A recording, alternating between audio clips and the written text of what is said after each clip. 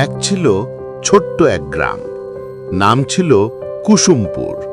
সেই গ্রামে বাস করত এক বৃদ্ধ মহিলা, যার ছিল দুই নাতনি। একজনের নাম ছিল সোনা আর আরেকজনের নাম ছিল রূপা। দাদি ছাড়া দুনিয়াতে সোনা আর রূপার কেউ ছিল না।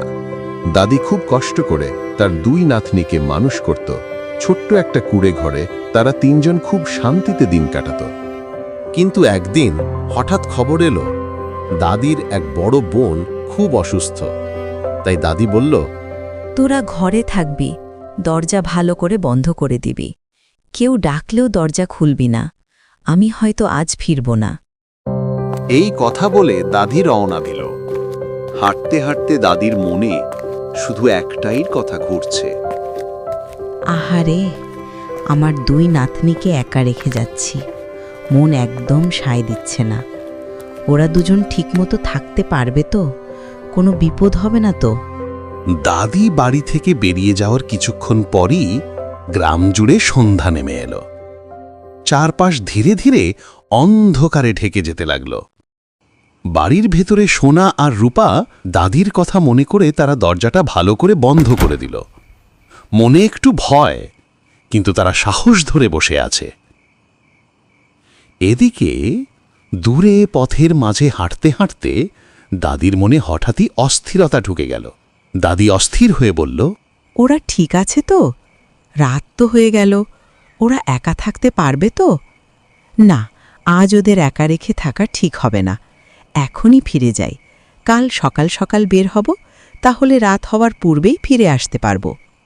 কিন্তু তখন দাদির মনে ছিল না, রাতের বেলায় ফিরে যাওয়ার পথটা যে মোটেও শুভ নয়। গ্রামের মানুষের মুখে মুখে শোনা যায় ওই শিমুলতলার রাস্তা নাকি অভিশপ্ত। রাত নামলেই সেখানে এক ভয়ঙ্কর ডাইনির ছায়া দেখা যায়। লোকেরা বলে, যদি কেউ গভীর রাতে ওই রাস্তা দিয়ে যায়, ডাইনি তাকে আর ফিরে আসতে দেয় না। সে রাস্তা থেকে আর কোনো দিন ফেরে না। এক পর্যায়ে দাদি শিমুলতলার সেই নির্জন রাস্তায় পৌঁছে গেলেন। চারদিক নিস্তব্ধ, শুধু পায়ের শব্দ আর পাতার মৃদু নড়াচড়া। হাঁটতে হাঁটতে দাদি ধীরে ধীরে সেই অভিশপ্ত শিমুল গাছটার কাছে চলে এলেন।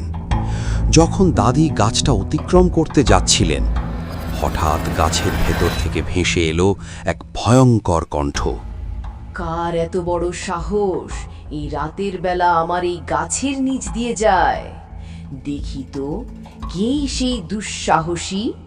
তখন হঠাৎ ডাইনি দাদির সামনে উপস্থিত হয়। দাদি ডাইনিকে দেখে ভয় পেয়ে বলতে লাগল, ওরে বাবা, তুমি কে? আমাকে যেতে দাও। আমি শুধু আমার নাতনিদের কাছে ফিরে যেতে চাই, আর কিচ্ছু চাই না।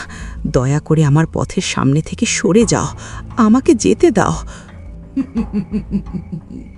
নাতনিদের জন্যই এত তাড়া? তোর বুঝি নাতনি আছে? অনেক দিন ধরে আমি কচি প্রাণের রক্ত পাইনি। আজ ভাগ্য নিজেই আমার কাছে এসেছে। আগে তোকে এই গাছেই বন্দি করব, তারপর তোরই রূপ ধরে তোর নাতনিদের কাছে যাব। এক এক করে তাদের কচি রক্ত খাবো।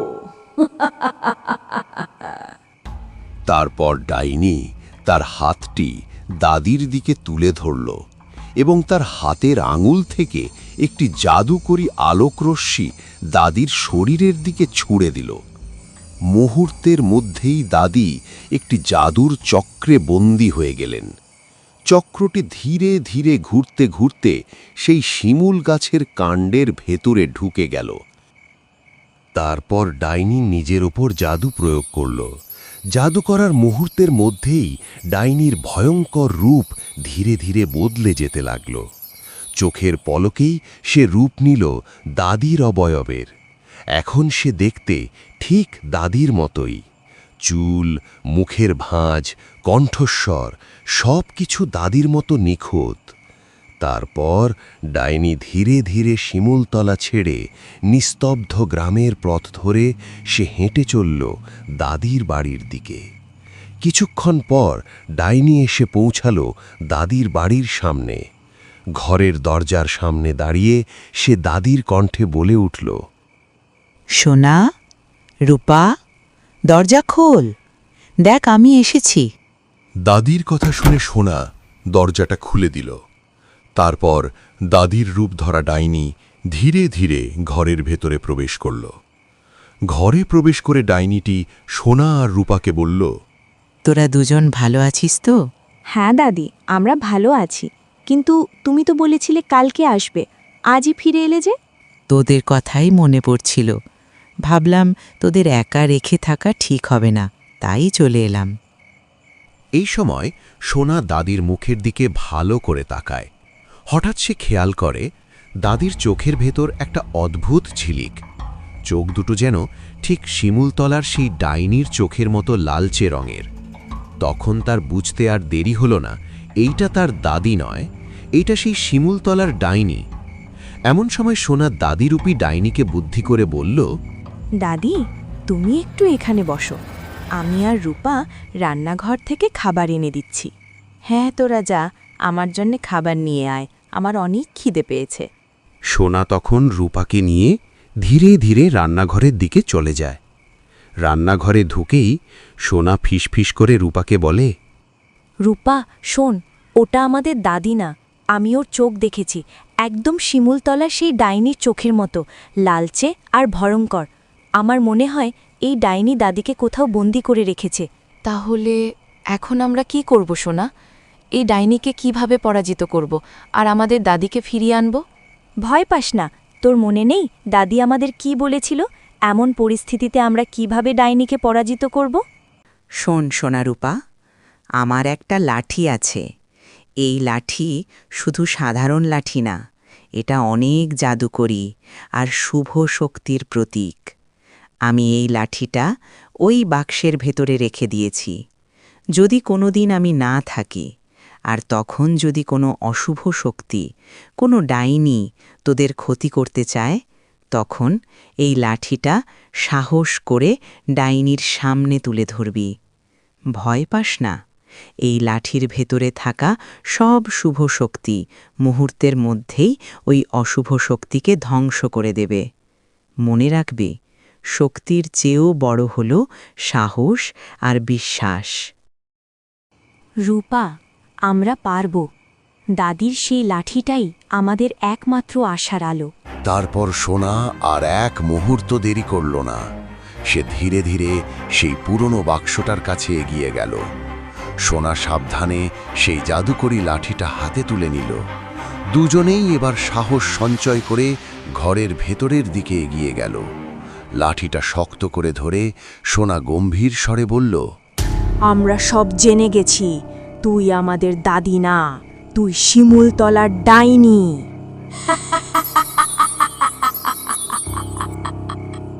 অবশেষে জেনে গেছিস আমি তোদের দাদি না? তাহলে আর দেরি কিসের? আয় আমার কাছে আয়, আমি তোদের এক একটা রক্ত চুষে খাই। অনেক দিন ধরে কোনো কচি প্রাণের রক্ত খাই না।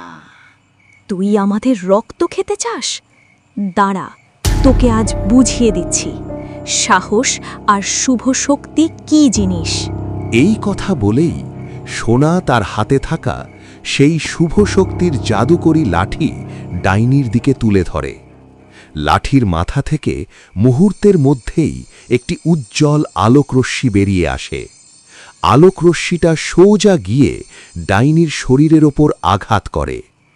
আলো পড়া মাত্রই ডাইনির শরীর দাউ দাউ করে আগুনে জ্বলতে শুরু করে। তারপর এক পর্যায়ে ডাইনি ধীরে ধীরে আগুনে পুড়ে ছাই হয়ে মিলিয়ে যেতে থাকে। কিছুক্ষণের মধ্যেই ডাইনির অস্তিত্ব সম্পূর্ণভাবে শেষ হয়ে যায়। আর অন্যদিকে ডাইনি মরার সাথে সাথে শিমুলতলার সেই গাছ থেকে দাদি মুক্তি পায়। দাদি মুক্তি পেয়ে ওইখানে আর এক মুহূর্ত দেরি করল না, সঙ্গে সঙ্গেই বাড়ির দিকে রওনা হয়ে যায়। কিছুক্ষণের মধ্যেই দাদি বাড়িতে ফিরে আসে। ঘরে ঢুকেই নাতনিদের দিকে তাকিয়ে উদ্বিগ্ন কণ্ঠে দাদি বলে, তোরা ঠিক আছিস তো?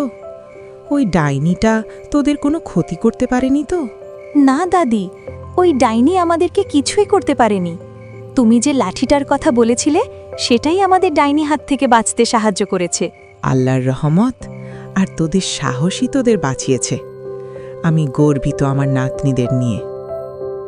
তারপর থেকে তারা সবাই সুখে শান্তিতে একসাথে বসবাস করতে থাকে।